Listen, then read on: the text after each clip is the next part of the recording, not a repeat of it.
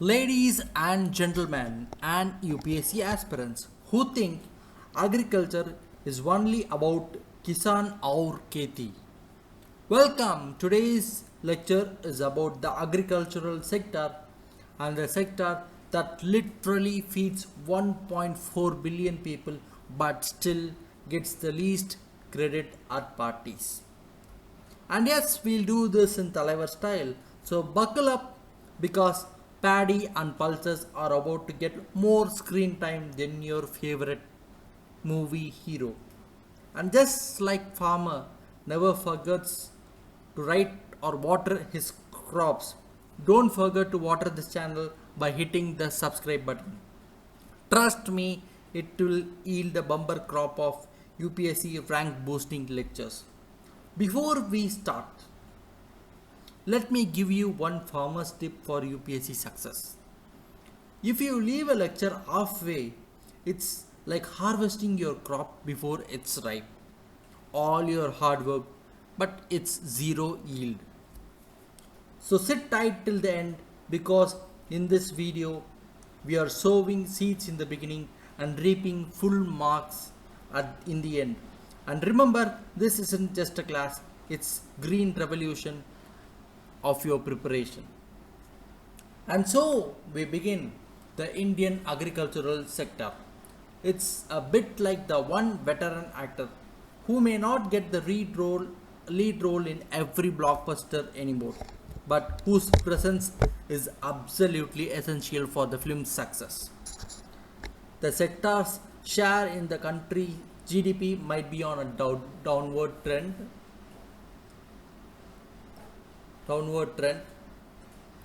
but a bit like a dramatic plot twist, don't be fooled. Its performance still has a ripple effect on the entire economy.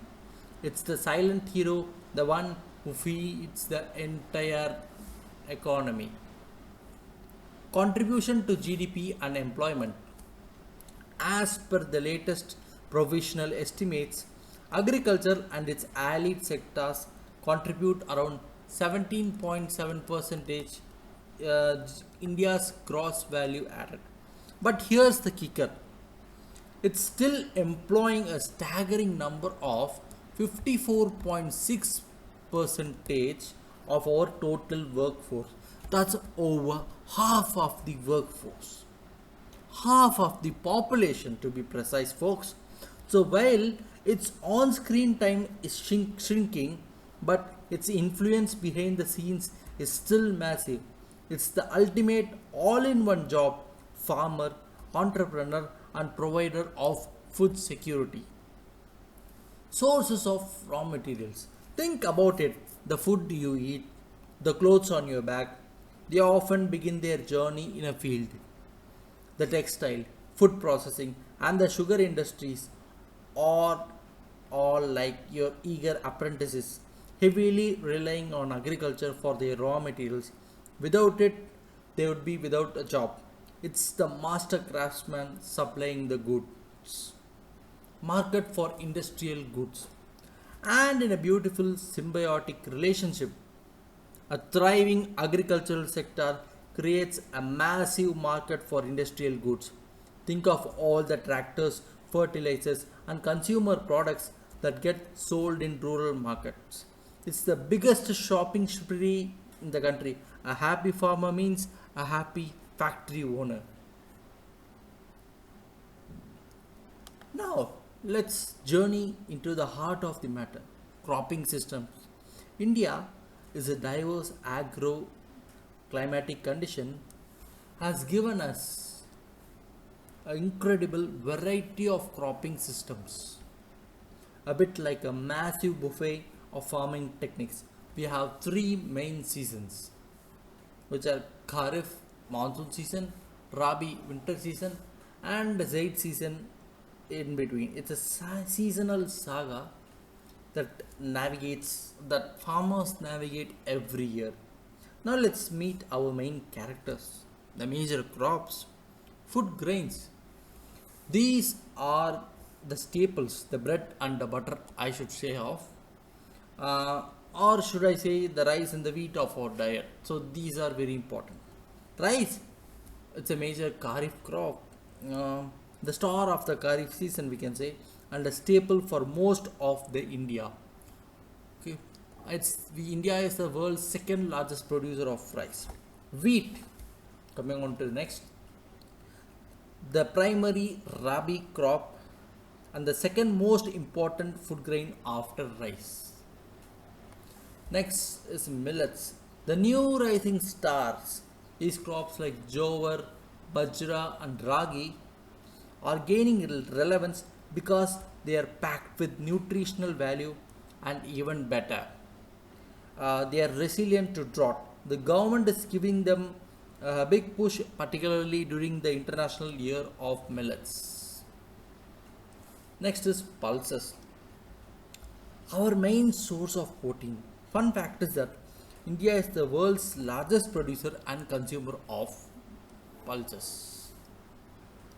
They are also our secret weapon for maintaining soil health because they fix nitrogen in the soil.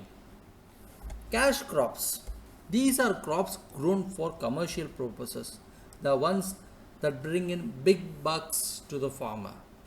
Sugarcane, a leading producer, India's got a real sweet tooth for this tropical and subtropical crop. Cotton, a major kharif crop, it needs a well drained black soil. It's the key raw material for the textile industry. Jute, the golden fiber, that's a major cash crop in the eastern part of India in particular. Oil seeds, from groundnut to mustard and soybean, these are very edible for producing edible oils. Now, cropping patterns. This is basically the playlist of crops on your land. Let us now turn our attention to the philosophical underpinnings of agricultural production. See, this simply refers to the proportion of land dedicated to various crops at any given time. Okay, these patterns are not static. Okay, these patterns are not static. They are a dynamic reflection of market demand and government policies, shifting from traditional subsistence farming to the commercial cultivation. We shall explore three fundamental patterns on here. First one is crop rotation. This is the agricultural equivalent of changing your workout routine. You grow different crops in the same field in successive seasons. Why? To maintain soil fertility and rather cleverly to keep pests in check. Next one is mixed cropping. Imagine a buddy system for plants. This is the practice of growing two or more crops simultaneously in the same field. The benefit? It's a risk mitigation strategy.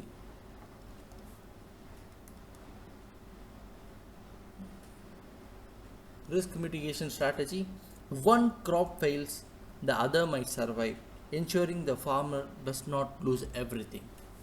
Multiple cropping. This is the ultimate in efficiency, the hustle culture of agriculture. Like it involves growing more than one crop on the same piece of land within a single year, often with the help of irrigation. It's all about maximizing the output from limited land. That is multiple cropping. Now our journey continues across the varied landscapes of India, revealing how these cropping patterns play out in reality. Northern plains, Punjab, Haryana, Western UP. This region is the legendary food bowl of India. Okay, food bowl of India. It is the heartland of the rice wheat system, a legacy of the Green Revolution. Yes, of course. Farmers here are the masters of the system, growing rice in Kharif season and wheat in the Rabi season, all with help of heavy irrigation and mechanization. The success, however, has come at a steep price. The intensive use of water has led to severe groundwater depletion and soil health deterioration. It's a classic case of short term gain for long term pain. Coastal regions in Odisha, West Bengal, and Andhra Pradesh. Here, the narrative is dominated by rice based cropping system. With abundant rainfall and fertile alluvial soils, farmers can pull off the impressive feat of cultivating two or even three crops of rice in a single year. Next one is Deccan Plateau, Maharashtra, Karnataka. This region is the mosaic of food grains, you can call it, like and commercial crops as well. It's major hub for millets, pulses, and oilseeds. The famous black soil of this plateau is particularly well suited for the cotton cultivation, which is again a commercial crop as we discussed earlier. Next is northeastern region. This is where things get truly unique.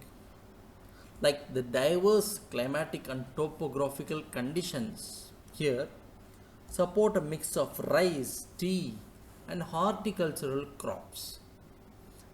In some parts, you will still find the ancient shifting cultivation or jum being used. It's a reminder of the region's rich cultural and ecological diversity. Now we come to solution for many of the problems we just discussed. Crop diversification. This is the process of moving away from a traditional cropping pattern of a few staple crops to a wider, more varied range of crops. It's not just a good idea, it's an increasingly necessary strategy for the survival of Indian agriculture. Now, what is the need for diversification, which is very, very compelling?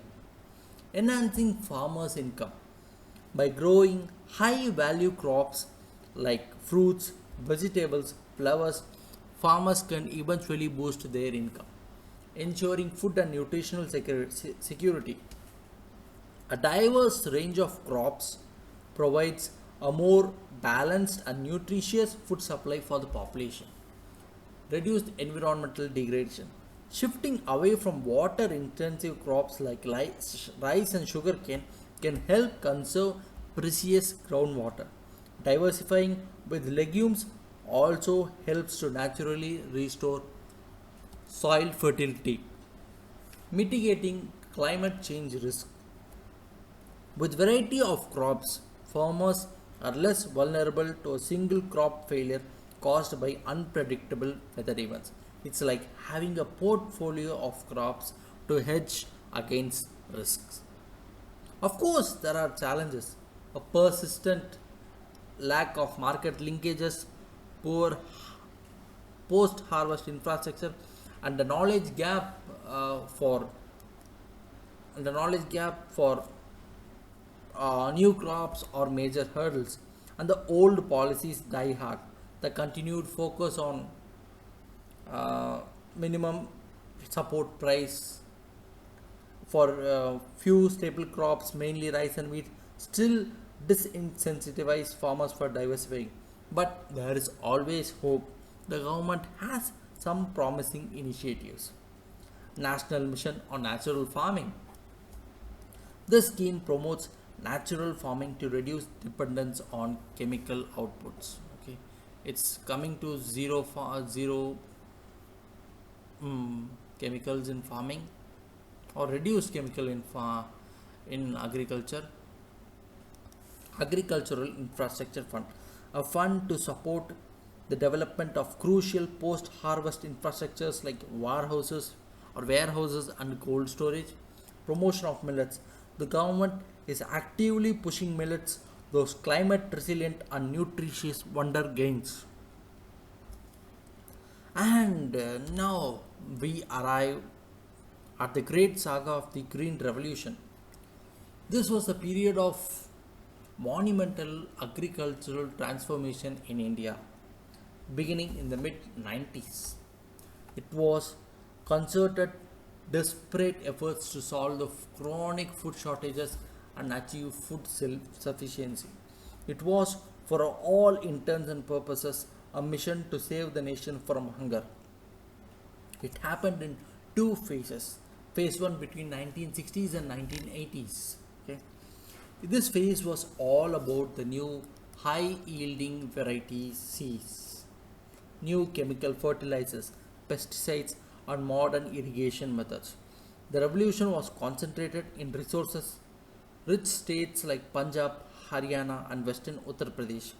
It was a resounding success, making India self sufficient in food grains.